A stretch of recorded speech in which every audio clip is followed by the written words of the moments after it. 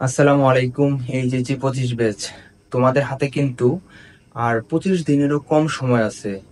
একদম তোমরা শেষ সময় চলে এসেছো, আর তোমাদের কিন্তু কোনো সুযোগ নেই যে তোমরা আগের পড়াশোনা করছো কি করো নাই, সেটার কিন্তু আর কোনো সময় নেই। এই শেষ সময়ে তোমাদেরকে মাস্ট অবশ্যই রিভিশন দিতে হবে, এবং এই লাস্ট 25 দিন যে আমরা কিভাবে ইউটিলাইজ করতে পারি, এই জন্য তোমাদের জন্য একটা হচ্ছে গাইডলাইন ভিডিও নিয়ে এলাম। সো তোমরা ধরে রাখো, আর মাত্র 23 থেকে 22 দিন সময় আছে। এবং এই যে 23 দিন সময় আছে, এই 23 দিনে কিন্তু তোমরা হচ্ছে প্রপার ভাবে পাবা না। কেন পাবা না? কারণ মাঝখানে ঈদ আছে।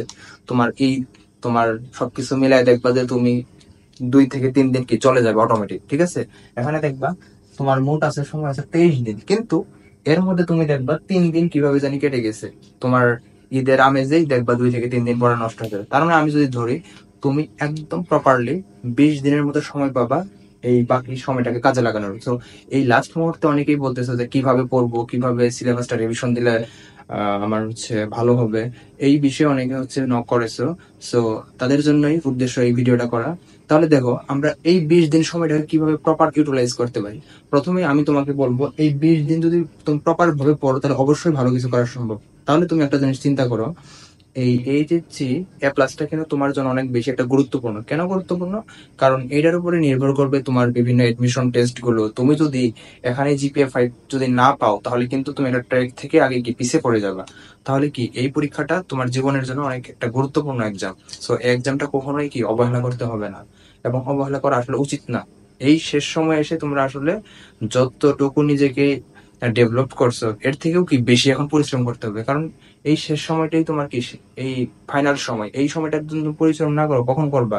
এডমিশনের পরে গিয়ে করবা, তখন আর সুযোগ থাকবে না। সো এই মুহূর্তে বি সিরিয়াস। তাহলে আমি তো তোমাকে এই 20 দিনের একটা প্রপার একটা ফলো আপ, একটা রুটিন দিব। এই রুটিন অনুযায়ী তুমি যদি চেষ্টা করো, তাহলে অবশ্যই ভালো কিছু করা সম্ভব। দেখো, এই 20 দিন আমরা হচ্ছে কিভাবে রিভিশন দিতে পারি। জাস্ট এখন রিভিশনের টাইম, এখন আর তোমার নতুন ভাবে কোনো কিছু শেখার সময় শেষ। তাহলে আর এর ভিতরে তোমার যেগুলো একটু ল্যাকিংস আছে, তুমি হচ্ছে যে এক্সট্রা করে দেখে নিতে পারো। কিন্তু এই 20 দিন জাস্ট তুমি রিভিশনের উপর এবং নিজের সেলফ প্র্যাকটিস করতে হবে। তাহলে তুমি বেশি বেশি যত প্র্যাকটিস করবা, তত তোমার ভুলগুলা বের হবে, এবং ভুলগুলো আইডেন্টিফাই করবে, এবং তার সাথে আইডেন্টিফাই করার মাধ্যমে তোমার ভুলগুলো শুধরে যাবে, ঠিক আছে? তাহলে প্রথমে আমি তোমাকে যদি বলি যে এই প্রপার গাইডলাইনটা কিভাবে ইউজ করবে, প্রথমেই দেখো যে আমরা কিভাবে বলছি যে পড়াগুলাকে হচ্ছে বারবার রিভিশন দিতে হবে। আর এই পড়াটা তোমার 20 তারিখের মধ্যে শেষ করবে, কারণ তোমার 25-26 তারিখে যেহেতু এক্সাম, তুমি 20 তারিখের মধ্যে মোটামুটি পড়াশোনার যত সাবজেক্ট আছে শেষ করে দিবা।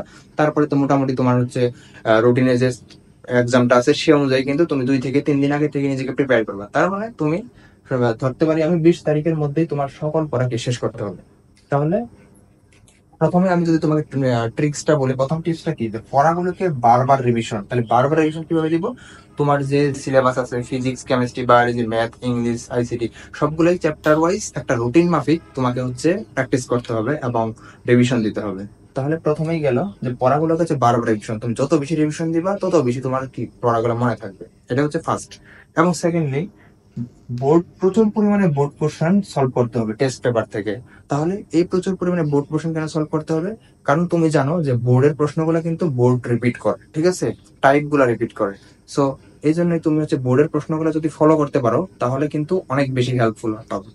অনেক কঠিন ম্যাথ করবা, এই করবা, এগুলো করার দরকার নেই। তুমি জাস্ট এখন বোর্ড স্ট্যান্ডার্ড যে ম্যাথ গুলো আছে, বোর্ড স্ট্যান্ডার্ড যে এমসিকিউ আছে, তারপর সিকিউ আছে, এইগুলাই জাস্ট দেখো। কারণ বোর্ড পরীক্ষায় তোমাকে তেমন কোনো টাফ কোশ্চেন করে না, জাস্ট বোর্ড প্যাটার্ন অনুযায়ী রিপিট করে।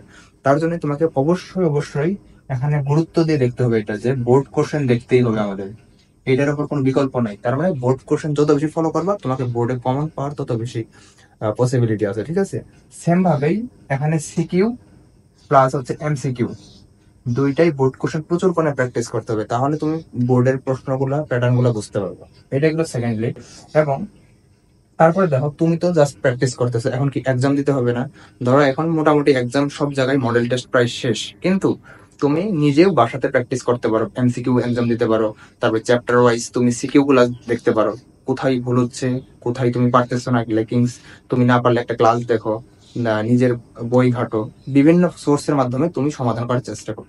তাহলে যে এক্সাম দিতে হবে প্রচুর, এই সেলফ এক্সাম, যে কথায় আছে না যে প্র্যাকটিস ম্যাক্সিমাম পারফেক্ট।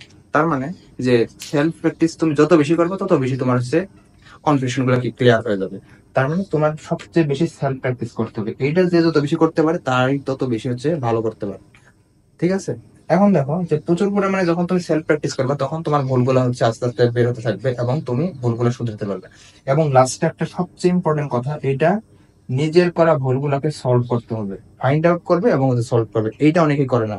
অনেকে কি করে যে ধরো এমসিকিউ এক্সাম দিছে, 50টা এমসিকিউ দিছে, ধরো সে হচ্ছে 35 পাইছে, 15টা কিন্তু ভুল করছে।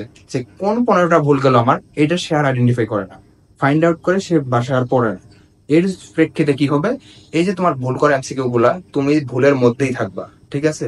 এই ভুলের মধ্যে থাকবা, তোমার পরীক্ষাতে যখন আসবে তো তুমি তখনও এই জিনিসটা ভুল করে আসবা।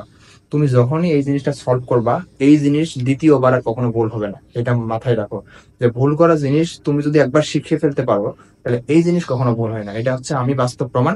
আমি আমার মেডিকেল এডমিশন টেস্টের সময় যে প্রত্যেকটা ডেইলি এক্সাম, মডেল টেস্ট বলো, ফাইনাল মডেল টেস্ট বলো, প্রত্যেকটা এক্সাম শেষেই আমি যে 5টা 10টা 15 এমসিকিউ ভুল করতাম, আমি বাসায় এসে সাথে সাথে কি এই ভুল করা এমসিকিউ গুলো হচ্ছে বই থেকে খুঁজে খুঁজে নিয়ে দেখতাম যে কোন জিনিসটা আমার ভুল হয়েছে বা কোন জিনিসটার জন্য আমি এটা ভুল করলাম। ঠিক আছে, এই জিনিসটা মোস্ট ইম্পর্টেন্ট।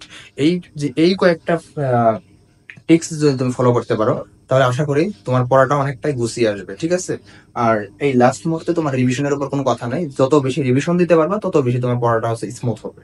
তো রিভিশনের উপর কোনো কথা হবে না, কোনো বিকল্প নাই। লাস্ট মুহূর্তে রিভিশন দাও, প্রচুর পরিমাণে এক্সাম দাও, সেলফ প্র্যাকটিস করো, ভুলগুলোকে আইডেন্টিফাই করো, আর ডেইলি প্রচুর পরিমাণে পড়াশোনা করো। যে তোমার, কারণ এই লাস্ট মুহূর্তে এই পড়াশোনাটাই তোমার কি ইফেক্টিভ। কারণ এই সময়টা যে যত বেশি পরিশ্রম করবে, সামনের দিনগুলো তার জন্য তত বেশি শাইন হবে, তাই না? কারণ এই কয়েকটা দিনের কষ্টেই তো তুমি তোমার লক্ষ্য নির্ধারণ করতে পারবে। কেউ ডাক্তার হবে, কেউ ইঞ্জিনিয়ার হবে, কেউ মেডিকেল এডমিশন টেস্ট দিবে। তাহলে এই জার্নিটা কিন্তু একটা সহজ জার্নি নয়, কারণ এই এইচএসসি এক্সামটা তোমার একটা জীবনের জন্য একটা ভাইটাল এক্সাম। তা এই এক্সামের উপরে নির্ভর করবে তুমি সামনের দিনে কোথায় পড়তেছো বা তোমার কেরিয়ার কি করতেছো। ঠিক আছে, এটা একটা জাস্ট একটা প্রাইমারি একটা স্টেপ। সো এই স্টেপটাই তোমাকে ভালোভাবে নিতে হবে। সো আশা করি বুঝতে পারছো যে এই ট্রিক্স গুলো যদি তুমি ফলো করো, তাহলে অবশ্যই তুমি এইচএসসি এক্সামে ভালো কিছু করতে পারবে আশা করি। সো আজকে এই পর্যন্তই। তোমাদের ভিডিওটা যদি ভালো লাগে বা তোমাদের কোনো কোশ্চেন থাকে যে কোন সাবজেক্ট কিভাবে পড়তে হবে, তাহলে কমেন্টে জানাও, আমি অবশ্যই তোমাদের একটা ভিডিও দেওয়ার চেষ্টা করবো। আসসালামু আলাইকুম, ধন্যবাদ সবাইকে।